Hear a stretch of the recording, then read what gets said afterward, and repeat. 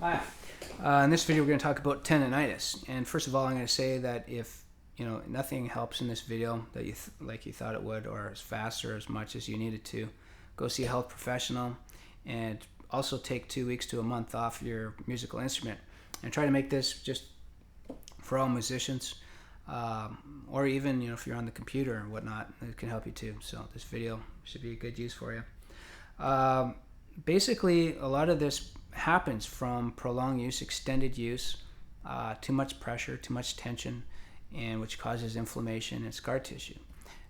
Scar tissue happens as a result of lack of blood flow, and particularly happens like even people on the computer a lot, or guitarists fretting, and they're fretting in the wrong position.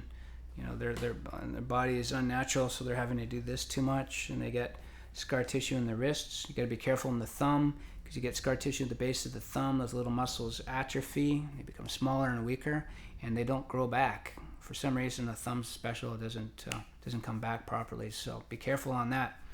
The long and the short of this message is: pay attention to what you're doing. Stay relaxed. Stay loose. Monitor yourself, that you are feeling comfortable, that you're as flexible as you can be before and after. Your practice sessions, and frequent massage and icing. That's basically the crux of this video. So, as you're playing your bass, or as you're playing piano, how does your body feel? Are you stressed in those parts that are annoying, or a difficult solo part? Are you playing harder during that solo part? And you probably think, no, I'm having to play like this because it's a fast part. Actually, no. During the fast parts, deliberately force yourself to relax, and then you'll find that, oh, I can actually play faster, or I've played not only faster but in better time. So pay attention to those kind of things. If you're a guitar player, how is your body? Is your wrist neutral as much as possible? Sometimes you can't. You have to do this, but for the most part, is your wrist always neutral? No, it's not. It's always like this. Well, how do I get my wrist neutral? Drop your shoulder. You're doing this too much, or are you anchoring against your guitar, against the bridge, because you think you have to play fast, you have to do this, and your wrist is getting scar tissue over years and years of playing like that. So pay attention to what you're doing. And these little muscles don't cry out like large muscles do. You're playing for a long time and your calf muscles seize up in a knot, and you're like, you know about it right away, because you're in total pain. But you're with little muscles that you're working on playing guitar, bass, piano, whatever it is, whatever instrument that you're playing. You got to really listen to what's going on. And sometimes it's just the fingers are a little tight, or you're making more mistakes. So pay attention to that. Stay hydrated. Don't play extended practice sessions and whatnot, or don't play with too much passion. On times when you've already been, are you feeling a little tired, or maybe even fluish, or you feel a little sick or run down? Don't try to play your hardest at those times. Or if you've already been playing for 2 hours, don't. You're getting frustrated because you're not getting that part. Don't start playing harder, and that's going to work. Definitely go easy on yourself. You're not a machine. It might feel like it sometimes, but you got to treat yourself good. A great thing to do too is just always keep limber stretches.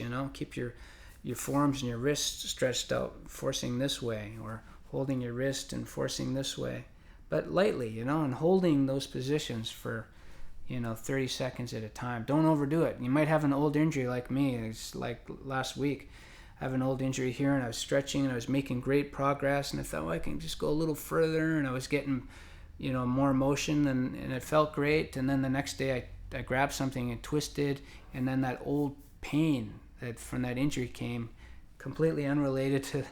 I thought it was totally unrelated. Maybe I stretched it out too well, and then I did this motion, and it triggered the old injury, and I had to ice for a week. It wasn't very great, but so you got to be careful. Try not to overstretch. That's my point. Isometric stretches, you know, like I'll hold these two fingers the tightest and this area, and I'll hold it, I'll flex and hold it for, you know, 10 to 30 seconds, maybe dynamically turn. That's called dynamic stretching. I guess a dynamic isometric stretch. And then I'd release, turn around, do this, and turn. A lot of times I'll hear like a popping sound. Not a lot of times, sorry, but once in a while I'll hear like the elbow or the wrist area. You know, I'll hear like a pop where the bones realigned. You know, freaky stuff, but it happens because, you know, these little muscles get tight. And to also help these little muscles relax, what can you do? Well, active rest. You know, get out, and if you got landscaping to do, you're working on your car, you go to the gym, and all the muscles now are getting work because it's more of a physical exertion. It's not so task specific. And then all of these muscles get worked. What happens is they're all kind of a little bit tight, and then the little muscles and the tendons associated with it can relax a little bit, because sometimes that's the only way they can relax, because they get in this perpetual state of tenseness, and that just you know, it's kind of like this vicious cycle. So you know, hope that helps a lot.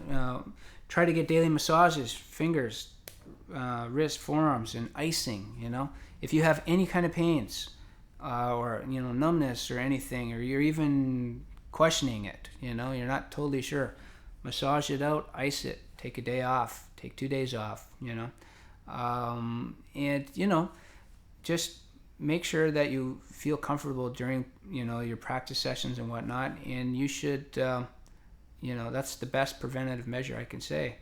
Massage and ice is also very good for preventive and for treatment. So also another thing to do, you can take an aspirin or an anti-inflammatory too, like if, you know, if it's really serious. So hope those things help. And, you know, if one other thing I want to talk about is just you know, keeping your fingers and your hands stretched, and just basically pulling your fingers back slowly and holding it. It'll stretch this area, and stretching between your fingers.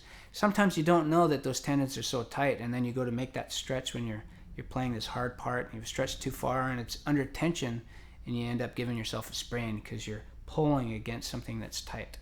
I hope those tips help, and we'll see you in other videos. Thanks for watching.